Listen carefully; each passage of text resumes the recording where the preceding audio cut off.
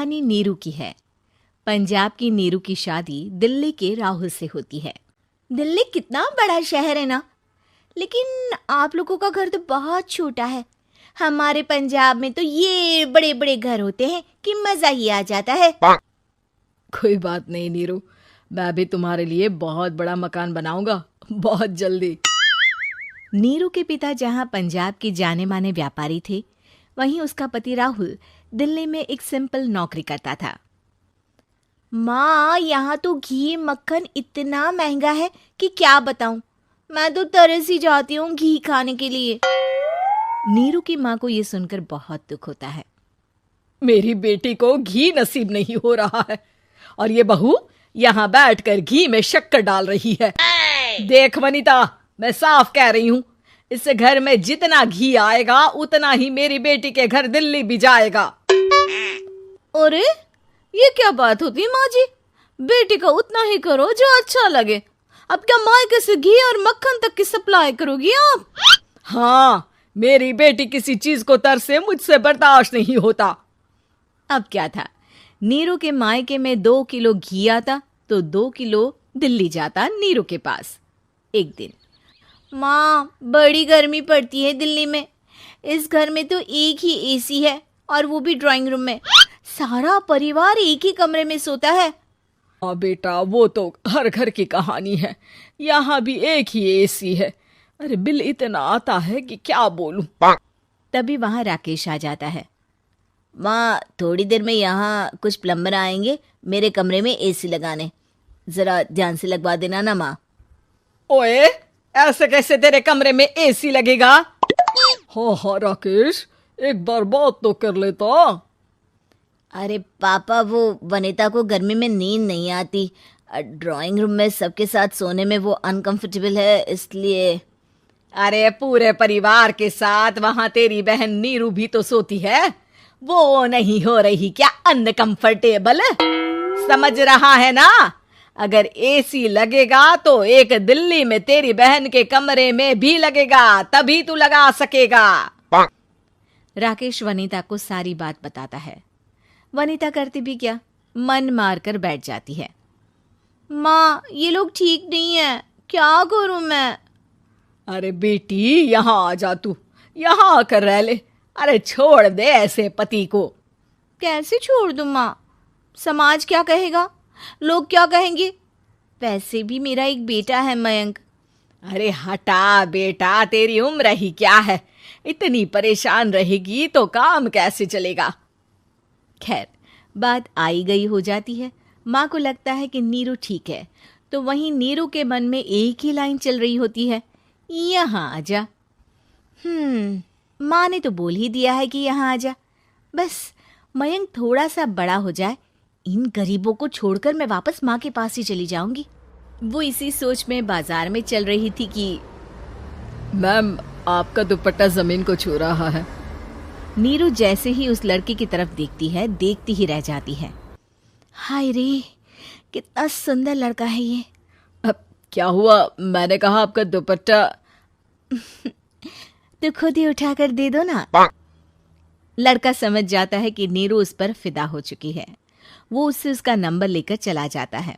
अब क्या था, नीरू और रोहित में लगातार बातें होने लगती है। मैं हरियाणा का रहने वाला हूँ, यहाँ एक बड़ी कंपनी का मैनेजर हूँ। अच्छा, और कितने बच्चे हैं तुम्हारे? बच्चे? अरे मेरी तो शादी भी नहीं हुई है। तुम बताओ, शादी करोगी? नीरू शर्मा जाती है। अब लेकिन मैं तो पहले से ही शादीशुदा हूँ। मुझे फर्क नहीं पड़ता, बस तुम शादी कर लो, भाग चलते हैं। बहुत पैसे वाला हूँ मैं, हमेशा खुश रखूंगा तुम्हें। नीरू रोहित से मिलकर सारा प्लान बना लेती है और फिर एक दिन घर से भाग जाती है। दोनों शादी कर लेते हैं। शादी के बाद, क्या बात है नीरू, तुम्हें परेशान सा देखता हूँ, सब ठीक तो है ना? हाँ हाँ, सब ठीक है।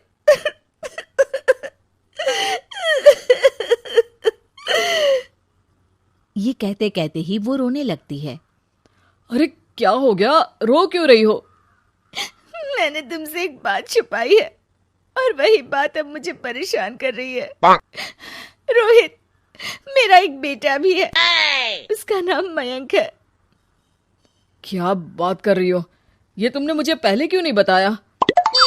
देखो नीरू, मेरी माँ को मैंने ये नहीं बताया है कि तुम शादीशुदा हो। बच्चा मैं मैनेज नहीं कर पाऊंगा। नीरू को समझ में नहीं आता कि वो क्या करे। तुम उस बच्चे को अपनी माँ को क्यों नहीं दे देती? नीरू चुपके से माँ को फोन करती है। माँ, क्या मयंक को तुम रख सकती हो?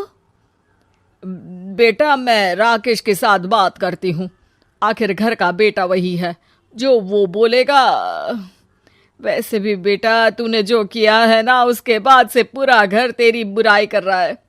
मैं भी अब किसी से तेरे लिए लड़ नहीं सकती। राकेश बेटा, नीरू ने तो जो किया बहुत ही बुरा किया, लेकिन मैं सोच रही थी कि क्यों ना मयंक को हम यहाँ ले आए। तभी वनीता बोल पड़ती है। वाह जी, ऐसे कैसे यहाँ ले आए? यहाँ क्या भंडारा भरा है? और जिस बच्चे की माँ ने नहीं सोचा, उसके लिए हम क्यों सोचे? नीरू को एक बार तो अपने बच्चे के बारे में सोचना चाहिए था ना। अरे लेकिन तेरे पास भी तो लड़का नहीं है ना वनीता। माँ, वनीता ठीक बोल रही है। कल को वो बड़ा होकर इसी घर का हिस्सा मांगेगा तो हम क्या करेंगे? माँ कहती भी तो क्या, वो चुप रह जाती है। वहीं नीरू का पहला पति कहता है। माँ, अगर आज भी वो वापस आ जाए तो मैं उसे माफ कर दूंगा। बेटा, गरीबी चीज ही ऐसी है, क्या करेगा? तू तो अब मयंक का सोच। वो बेचारा तो बिना माँ का हो गया। मयंक के खातिर तू दूसरी शादी कर ले बेटा। लोगों के लाख समझाने के बाद नीरू के पहले पति की शादी रिद्धि से हो जाती है, जिसके पहले पति से 2 बच्चे होते हैं। देखो जी, मैंने शादी सिर्फ बच्चे के खातिर की है।